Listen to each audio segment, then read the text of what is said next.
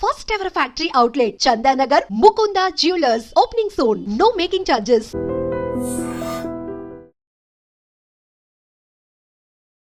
ఐడ్రీమ్ ప్రేక్షకులకు నమస్కారం. ఇప్పుడు ఈరోజు మనం మన ఎపిసోడ్లో ఫైనాన్షియల్ మార్కెట్స్, క్యాపిటల్ మార్కెట్స్ లేదా స్టాక్ మార్కెట్స్ అసలు ఎందుకు, స్టాక్ మార్కెట్స్ ఎందుకు, స్టాక్ మార్కెట్స్ వల్ల డబ్బు వస్తుందా పోతుందా తెలుసుకుందాం. ఇప్పుడు చూడండి, ఇప్పుడు స్టాక్ మార్కెట్ అంటే ఏమిటంటే మనము ఏదైనా కంపెనీస్లో ఓనర్ అవ్వాలంటే ఏ కంపెనీలైనా భారతదేశంలో సుమారుగా ఒక 4-5 వేల కంపెనీస్ భారతదేశంలో ఫైనాన్షియల్ మార్కెట్స్లో అంటే సెబీ దగ్గర రిజిస్టర్ అయి ఉన్నాయి.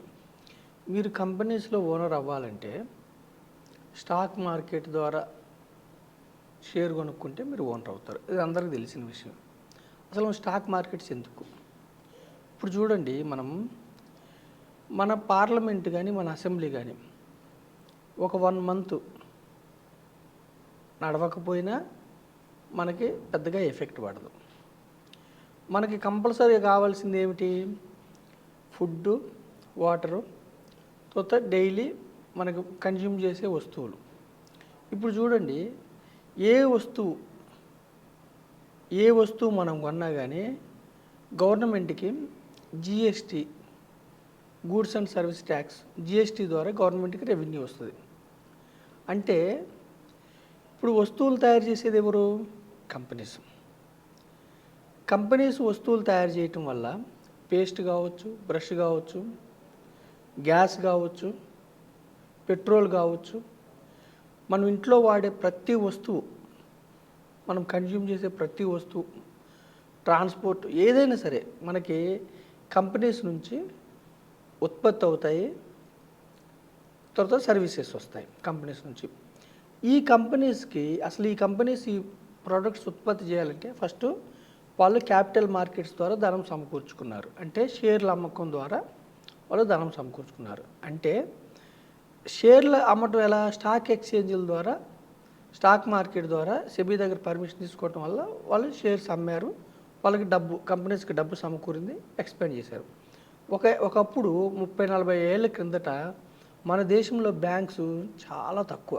అంటే మనం బ్యాంకులో ఉన్న డబ్బుని విత్డ్రా చేయాలన్నా, మనం బ్యాంకులో డబ్బులు వేయాలన్నా కానీ గంటలు నిలబడి, నేను చిన్నగున్నప్పుడు అయితే నేను అరౌండ్ నాకు 18-20 ఇయర్స్ ఉన్నప్పుడు నా అకౌంట్లో డబ్బులు నేను తీసుకోవాలన్నా కానీ ఒక గంట సేపు లైన్లో నుంచొని తీసుకోవాల్సి వచ్చేది. అలా ఉండేవి. అంటే బ్యాంక్స్ లిమిటెడ్గా ఉండేవి. మాకు అప్పుడు ఫోన్ సౌకర్యం కూడా లేదు. ఒకప్పుడు టెలివిజన్ కూడా సౌకర్యం లేదు. అంటే ఎప్పుడైతే మన దేశంలో 92 తర్వాత అంటే పివి నరసింహారావు గారు, మన్మోహన్ సింగ్ గారు ఆర్థిక విధానాలు సరళీకరణ చేసి స్టాక్ మార్కెట్లో ఎఫ్డిఐ పెట్టుబడులు, ఫారిన్ ఇన్స్టిట్యూషనల్ ఇన్వెస్టర్స్ పెట్టుబడులు స్టాక్ మార్కెట్లోకి రావటం వల్ల ఫారిన్ ఇన్స్టిట్యూషనల్ ఇన్వెస్టర్స్ ఎఫ్ఐఐలు, ఫారిన్ డైరెక్ట్ ఇన్వెస్ట్మెంట్స్ రావటం వల్ల కంపెనీస్ ఎక్స్పాండ్ చేయడానికి మూలధనం, క్యాపిటల్ ధనం వచ్చింది. దానివల్ల ఏమైంది? మన యొక్క దేశ స్వరూపమే మారిపోయింది. ఒకప్పుడు ఫోన్ అంటే కేవలం బిఎస్ఎన్ఎల్ మాత్రమే ఉండేది. అంటే మనకి ఇన్కమింగ్ రావడానికి కూడా ఛార్జెస్ పడేవి.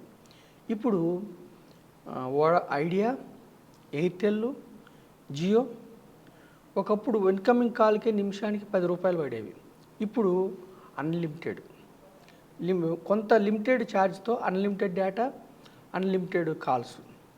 బ్యాంకింగ్స్ ఇప్పుడు విపరీతమైన మార్పులు. అంటే ఏటీఎంల ద్వారా డబ్బు చేసుకోవటం కానీ, నెట్ బ్యాంకింగ్ కానీ, అంటే ఇవన్నీ కేవలం కంపెనీస్కి డబ్బులు రావటం వల్లనే ఎక్స్పాండ్ అయింది. అంటే ఎంప్లాయ్మెంట్ పెరిగింది. ప్రైవేట్ కంపెనీస్ రావటం వల్ల, ఇన్ని కంపెనీస్ రావటం వల్ల ఎంప్లాయ్మెంట్ పెరిగింది, ప్రజలకి జీవన సౌకర్యాలు మెరుగైనవి. సో స్టాక్ మార్కెట్ అనేది ఆర్థిక వ్యవస్థకి మిర్రర్. మన దేశ ఎకానమీకి స్టాక్ మార్కెట్ అనేది చాలా కీలకం. స్టాక్ మార్కెట్ నుంచి క్యాపిటల్ మార్కెట్స్కి డబ్బు రావటం వల్ల కంపెనీస్ ఎక్స్పాండ్ అయినాయి. కొన్ని కంపెనీస్ నష్టాలు వచ్చి బయటికి వెళ్ళిపోతాయి, కొన్ని కంపెనీస్ ఫ్లరిష్ అవుతాయి. అయితే స్టాక్ మార్కెట్స్ మనకి దేశంలో చూడండి, కోవిడ్ టైంలో కూడా మనకి బయటికి రాకుండా జనాలను నియంత్రించారు. కానీ స్టాక్ మార్కెట్స్ అనేవి అంటే సెలవుల్లో తప్ప స్టాక్ మార్కెట్లో స్టాక్స్ అమ్మటం, కొనటం ఎప్పుడు కంటిన్యూస్ ప్రాసెస్. ఒక దేశం బలంగా ఉందా బలహీనంగా ఉందా అని తెలియాలంటే స్టాక్ మార్కెట్ అనేది సూచిక. స్టాక్ మార్కెట్ అన్నా, క్యాపిటల్ మార్కెట్ అన్నా, ఫైనాన్షియల్ మార్కెట్ అన్నా ఒకటే. అయితే మనము అసలు స్టాక్ మార్కెట్ మనం ఎలా అర్థం చేసుకోవాలంటే, ఒక కంపెనీలో ఓనర్సు షేర్స్ ఇస్తారు ప్రజలకి, డబ్బులు సమీకరించుకుంటారు, దానికి సమానంగా షేర్స్ ఇస్తారు. ప్రతి ఒక్కరికి ఓటింగ్ రైట్స్ సమానంగా ఉంటాయి. లాభాలు వచ్చినప్పుడు ఒక షేర్కి 10 రూపాయల లాభం పంచాలంటే అందరికీ 10 రూపాయలే. అంటే ఈక్వల్ ఆపర్చునిటీ. అంటే డెమోక్రసీలో బిగ్గెస్ట్ డెమోక్రసీ ఏమిటంటే స్టాక్ మార్కెట్. సో మనం ఇక్కడ మనం స్టాక్ మార్కెట్ని ఏ విధంగా అర్థం చేసుకోవాలంటే, ఒక మంచి బ్లూ చిప్ కంపెనీస్లో ఒక పేద వ్యక్తి, ఒక మధ్యతరగతి వ్యక్తి, అతను డిస్క్రిమినేషన్ లేకుండా మేలా ఫీమేలా, అతని ఏరియా ఎక్కడ వ్యక్తి, దేశంలో ఎక్కడ వ్యక్తి అయినా సరే మనకు ఒక కంపెనీలో ఓనర్షిప్ తీసుకోవాలంటే బ్యాంక్స్లో కానీ, హాస్పిటల్స్లో కానీ, ఫార్మా కంపెనీస్లో కానీ, పెద్ద పెద్ద కంపెనీస్, మీరు ఏదైనా కంపెనీస్లో మీరు ఓనర్షిప్ తీసుకోవాలంటే మీకు వివక్ష లేకుండా మీరు కంపెనీస్లో ఓనర్షిప్ తీసుకునే అవకాశం స్టాక్ మార్కెట్, స్టాక్ ఎక్స్చేంజ్ మనకు కల్పిస్తుంది, మన దేశం కల్పిస్తుంది. సో ప్రజలు ఇక్కడ అర్థం చేసుకోవాల్సింది ఏమిటంటే, మరి స్టాక్ మార్కెట్లో ఎందుకు ప్రజలు ఎక్కువ మంది రావట్లేదు? ఎందుకు రావట్లేదంటే, స్టాక్ మార్కెట్లో రిస్క్ ఉంటుంది. రిస్క్ అంటే డబ్బులు నష్టపోతారు. ఇప్పుడు ట్రేడింగ్లో మొత్తం డబ్బులు పోతాయి. చాలామంది ట్రేడింగ్ చేసుకొని ట్రేడింగ్ని అవాయిడ్ చేసేసేయండి. స్టాక్ మార్కెట్ అనలోనే ట్రేడింగ్ ఉంటుంది, ఇన్వెస్ట్మెంట్ ఉంటుంది. అసలు ట్రేడింగ్ అనే మాటని మీరు అవాయిడ్ చేయండి. ట్రేడింగ్ వల్ల ఏమైందంటే, వస్తే డబ్బులు బాగా వస్తాయి, లేదంటే డబ్బులు మొత్తం పోతాయి. ట్రేడింగ్లో సక్సెస్ రేట్ చాలా తక్కువ. 95% పీపుల్కి డబ్బులు పోతున్నాయి. కొంతమంది సూసైడ్లు చేసుకుంటున్నారు, కొంతమంది ఒక తరం అప్పుల్లోకి వెళ్ళిపోయి వెనకబడిపోతున్నారు. కాబట్టి నా ఎపిసోడ్ ద్వారా నేను ఏం చెప్తుంటే, మధ్యతరగతి ప్రజలకి మీరు అప్పుల్లోకి వెళ్ళకూడదు, ఇన్వెస్ట్ చేసుకుని సంపాదించుకోవాలన్నది నా ఉద్దేశం. అందుకని ట్రేడింగ్ని అవాయిడ్ చేయండి. ఇంట్రాడే కావచ్చు, ఫ్యూచర్ అండ్ ఆప్షన్స్. మీరు ట్రేడింగ్, ఇన్వెస్ట్మెంట్ డిఫరెన్స్ తెలుసుకోండి. ట్రేడింగ్ని అవాయిడ్ చేయండి, ఇన్వెస్ట్మెంట్ చేయండి. ఇన్వెస్ట్మెంట్ కూడా ఏం చేయమంటున్నాను, నేను ఏమంటున్నానంటే, ఒకే కంపెనీలో మీరు ఇన్వెస్ట్ చేస్తే, ఇప్పుడు 4-5 వేల కంపెనీస్ ఉన్నాయి. ఏ కంపెనీ బాగుంది, ఏ రంగం బాగుంది, ఏ కంపెనీకి లాభాలు వస్తున్నాయి తెలియాలంటే మీకు చాలా రీసెర్చ్ కావాలి, జ్ఞానం కావాలి. దానికి మనకి సామాన్య మానవులకి కష్టమైద్ది.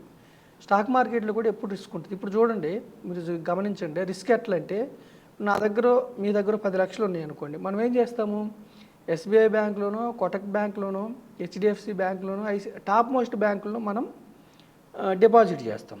ఎందుకు? వడ్డీ వస్తుందని. ఇప్పుడు 10 లక్షలు చేసామనుకోండి, 1,00,000 చేస్తే సంవత్సరం తర్వాత 7,000 వస్తుంది. 7% వేసుకుంటే అంటే 10 లక్షలు చేస్తే 70,000 వస్తుంది. ఏ బ్యాంకులో చేసినా వస్తుంది. ఇక్కడ డిపాజిటర్ అంటారు, రిస్కే ఉండదు. ఇక్కడ మీ అసలు తగ్గదు, వడ్డీ తగ్గదు, రాసి ఇచ్చిస్తారు. మరి మీరు ఎస్బీఐలో డిపాజిట్ చేశారనుకోండి, ఉదాహరణ కోసం నేను ఎస్బీఐని అంటున్నాను. ఎస్బీఐ మంచి బ్యాంక్ అని మీరు నమ్మారు, డిపాజిట్ చేశారు.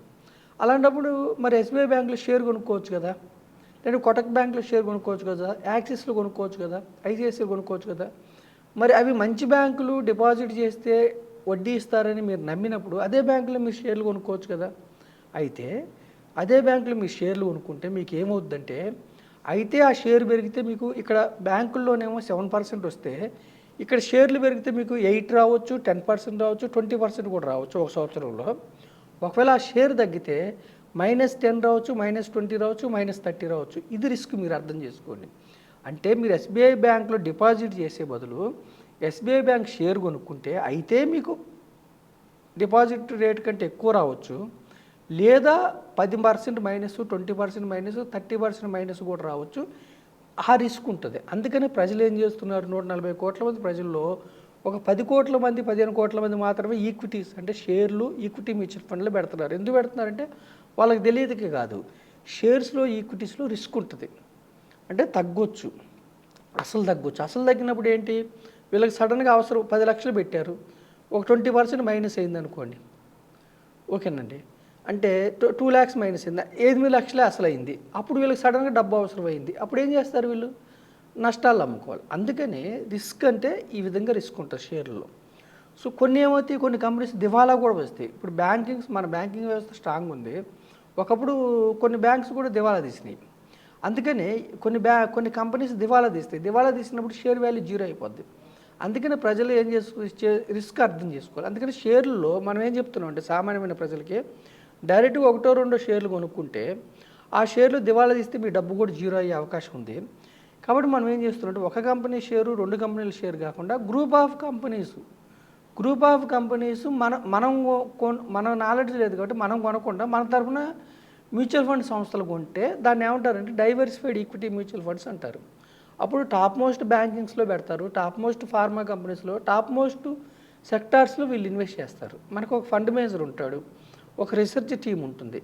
మరి ఈక్విటీ మ్యూచువల్ ఫండ్ సంస్థలు ఏమన్నా చారిటీ చేస్తారంటే వాళ్ళు ఏం చారిటీ చేయరు. వాళ్ళ ఎక్స్పెన్స్ రేషియోని ఖర్చులు తీసుకుంటారు ఫండ్ మేనేజ్ చేసినందుకు. డిస్ట్రిబ్యూటర్స్ మేమేమైనా చారిటీ చేస్తున్నామంటే మాకు మిమ్మల్ని జాయిన్ చేసేందుకు మాకు స్మాల్ కమిషన్ ఉంటుంది. ఎవరు చారిటీ చేయట్లేదు, విన్ విన్ కాంబినేషన్. అయితే డైవర్సిఫైడ్ ఈక్విటీ మ్యూచువల్ ఫండ్లు ఏంటంటే మీ ప్రజలకు, సామాన్యమైన ప్రజల లాభం ఏంటంటే మీరు ఇంట్లో కూర్చున్నా కానీ మీరు ఒక 50 కంపెనీలో ఓనర్స్ అవుతారు. ఓనర్స్ అవడం వల్ల మీకు లాభం ఏంటంటే మీకోసం 50 కంపెనీల వ్యక్తులు మీకోసం పనిచేస్తారు, 50 కంపెనీల్లో డైరెక్టర్లు మీకోసం పనిచేస్తారు, 50 కంపెనీల్లో ప్రమోటర్ అంటే ఎక్కువ షేర్ ఉన్న వ్యక్తి మీకోసం పనిచేస్తాడు, ఎంప్లాయీస్ పనిచేస్తారు. అంటే కంపెనీస్కి లాభాలు వస్తే మీకు లాభాలు వస్తాయి. అంటే ఎప్పుడు కూడా ఎర్నింగ్ ఎట్లుండాలంటే ప్యాసివ్ ఇన్కమ్, ఎప్పుడు కూడా సింగిల్ ఇన్కమ్ మీద డిపెండ్ అవ్వకూడదు. మీకు ఉద్యోగం ద్వారా జీతం వస్తుంది, ఆ యొక్క డబ్బు మీకోసం పనిచేయాలంటే మీరు కంపెనీస్లో ఓనర్స్ అవ్వాలి, మీకోసం వేరే వాళ్ళు పనిచేయాలి. మీరు ఇంట్లో ఇన్వెస్ట్మెంట్ ఎట్లా ఉండాలంటే మనం గొడ్డు చాకరీ చేయకూడదు. మనం హాయిగా ఇంట్లో కూర్చున్నా సరే మన కోసం వేరే వాళ్ళు పనిచేయాలి, అది ఇన్వెస్ట్మెంట్. స్పెక్యులేషన్ ట్రేడింగ్లో బుర్ర బద్దలైపోద్ది, డబ్బులు పోతాయి, ఇవద్దు. ఇన్వెస్ట్మెంట్ చేయండి. ఇన్వెస్ట్మెంట్ కూడా ఎక్కడ చేయమంటాం, మీరే రీసెర్చ్ చేస్తే మీకు మళ్ళీ బ్రెయిన్కి స్ట్రెస్ ఎక్కువ రావచ్చు. ఓన్గా సొంతగా స్టాక్స్ కొనుక్కుంటే జీరో కావచ్చు, లేదంటే అసలు ఉన్నట్టు 10 ఏళ్ళ వరకు రిటర్న్ కూడా రాకుండా మీరు పెట్టినట్టు కూడా ఉండొచ్చు. సో మెనీ ప్రాబబిలిటీస్ ఉంటాయి ఇక్కడ. అందుకే మనం ఏం చెప్తున్నామంటే డైవర్సిఫైడ్ ఈక్విటీ మ్యూచువల్ ఫండ్స్ తీసుకుంటే మీకు విపరీతంగా డైరెక్ట్ స్టాక్స్ కొన్నంత విపరీతంగా డబ్బు రాదు, కానీ జీరో కాదు. అయితే ఎంత వస్తుందని ప్రెడిక్ట్ చేస్తున్నామంటే ఒక 8%, ఒక 10%, ఒక 12% వస్తుందని మనం ఎక్స్పెక్ట్ చేస్తున్నాం. మరి ఇక్కడ కూడా ఇది గ్యారంటీ ఉందంటే గ్యారంటీ ఉండదు. ఎప్పుడు కూడా ఈక్విటీస్ అంటే ఓనర్షిప్లో గ్యారంటీ ఉండదు. అయితే మరి ఏమైనా హేతుబద్ధత ఉందా అంటే గత 45 ఏళ్ళ నుంచి 46 ఏళ్ళ నుంచి సెన్సెక్స్లో 12 నుంచి 14%, నిఫ్టీలో 12 నుంచి 14% ఎన్ని ఒడిదుడుకులు ఉన్నా కానీ వస్తున్నాయి. మరి నెగిటివ్ రిటర్న్స్ రావంటే ఒక 2 ఏళ్ళు 3 ఏళ్ళు 4 ఏళ్ళ వరకు కూడా నెగిటివ్ రిటర్న్స్ వచ్చే అవకాశం ఉంది. కానీ దీర్ఘకాలం ఉంటాయి, అంటే దీర్ఘకాలం అంటే more than 5 years, more than 10 years ఉంటే 1 ఇయర్లోనే నెగిటివ్ రిటర్న్స్ కవర్ అయ్యి మళ్ళీ పాజిటివ్ రిటర్న్ వచ్చి ఆన్ అండ్ యావరేజ్గా 12% వస్తున్నాయి ఈక్విటీస్లో. అంటే ఎప్పుడు కూడా షార్టర్ పీరియడ్లో మీకు డబ్బు నీడుంటే మీరు ఈక్విటీస్కి రావద్దు. షార్టర్ పీరియడ్లో ఒక 6 నెలల్లో మీ కూతురికి మ్యారేజ్ ఉంది, 6 నెలల్లోనే మీ పిల్లల్ని యూఎస్ పంపాలి, డబ్బు అవసరం ఉంది, ఇంకేదో ఉందనుకోండి, అప్పుడు మీరు ఈక్విటీస్కి రావద్దు. 6 నెలలు 1 ఇయర్ 2 ఇయర్స్ వరకు రావద్దు. అప్పుడు మీరు ఎఫ్డీలోనే పెట్టుకోండి, బ్యాంకుల్లోనే. దీర్ఘకాలం ఒక 10 ఏళ్ళు, ఒక 15 ఏళ్ళు, ఒక 20 ఏళ్ళు పవర్ ఆఫ్ కాంపౌండింగ్ వల్ల ఏమవుద్దంటే 12% వస్తే కూడా 12% అంటే బ్యాంక్ అంటే ఒక 5% ఎక్స్ట్రా అయినా కానీ ఈ 5% మీకు మిరాకిల్స్ జరుగుతాయి. పవర్ ఆఫ్ కాంపౌండింగ్ అంటే 12% వచ్చినా కానీ మీకు ప్రతి 6 సంవత్సరాలకి డబ్బు డబుల్ అవుతుంది అనమాట, మనం పెట్టిన లంసం అయితే. సిప్ అయితేనే సిప్ క్యాలిక్యులేటర్ ఉంటుంది. సో మనం ఏమంటున్నామంటే రిస్క్ని అర్థం చేసుకోండి. స్టాక్ మార్కెట్స్ లేకపోతే మన దేశ ఎకానమీ ఉండదు. ఏ దేశ ఎకానమీ కూడా స్టాక్ మార్కెట్ లేకపోతే ఆ కంపెనీస్కి క్యాపిటల్ మార్కెట్స్ లేకపోతే డబ్బులు రావు. సో కంపెనీస్ వస్తువులు ప్రొడక్ట్ చేయాలన్నా కానీ, మనం సామాన్యమైన ప్రజలు, దేశంలో ఉన్న ప్రజలు కన్జ్యూమ్ చేయాలనే కానీ కంపెనీస్ కంపల్సరీ ఉండాలి. అంటే కంపెనీస్కి డబ్బులు ఎట్లా వస్తాయి, క్యాపిటల్ మార్కెట్స్ ద్వారానే వస్తాయి. సో మనం కన్జ్యూమ్ చేయటం వల్ల జిఎస్టీ వల్ల ఈ నెల మనకి 196 1.96 లక్ష కోట్లు గవర్నమెంట్కి రెవెన్యూ వచ్చింది జిఎస్టీ ద్వారా. ఎప్పుడైతే ప్రజలు కన్జ్యూమ్ చేస్తున్నారో గవర్నమెంట్ రెవెన్యూ వస్తుంది, గవర్నమెంట్ మళ్ళీ ఖర్చు పెడుతుంది. అంటే ఎకానమీ ముందుకెళ్ళాలంటే క్యాపిటల్ మార్కెట్స్ ఉండాలి. క్యాపిటల్ మార్కెట్స్ గ్యాంబ్లింగ్ కాదు, అది జూదం కాదని అర్థం చేసుకొని క్యాపిటల్ మార్కెట్స్ అంటే కంపెనీలో ఓనర్షిప్ అని మీరు ఇన్వెస్ట్మెంట్ చేసుకుంటే, అది కూడా డైవర్సిఫైడ్ ఈక్విటీ మ్యూచువల్ ఫండ్స్లో మీరు ఇన్వెస్ట్మెంట్ చేసుకుంటే over a period of time 10 years 15 years 20 ఇయర్స్లో మీరు ధనవంతులు అవడానికి మంచి అవకాశం ఉంది. అందుకని మనం ఈక్విటీ డైవర్సిఫైడ్ మ్యూచువల్ ఫండ్స్ నేను మీకు ఒక ఇన్వెస్ట్మెంట్ ఆప్షన్గా పరిచయం చేస్తున్నాను. గ్యాంబ్లింగ్, స్పెక్యులేషన్, ఇంట్రాడే ట్రేడింగ్ని మీరు అవాయిడ్ చేయమని చెప్తున్నాను. సంప్రదాయమైన బ్యాంక్ సేవింగ్స్ని కూడా అవాయిడ్ చేయండి. షార్టర్ పీరియడ్ అయితే మీరు బ్యాంక్ సేవింగ్స్, పోస్ట్ ఆఫీస్కి వెళ్ళొచ్చు. ఎండోమెంట్ పాలసీస్ అవాయిడ్ చేయండి. తీసుకుంటే టర్మ్ ప్లాను, హెల్త్ ఇన్సూరెన్స్ తీసుకోండి. So investment options, stock markets, capital markets ఎందుకు అవసరం అన్నది ఈ ఎపిసోడ్ ద్వారా మీరు అర్థం చేసుకుంటున్నారని నేను నమ్ముతున్నాను. Thank you.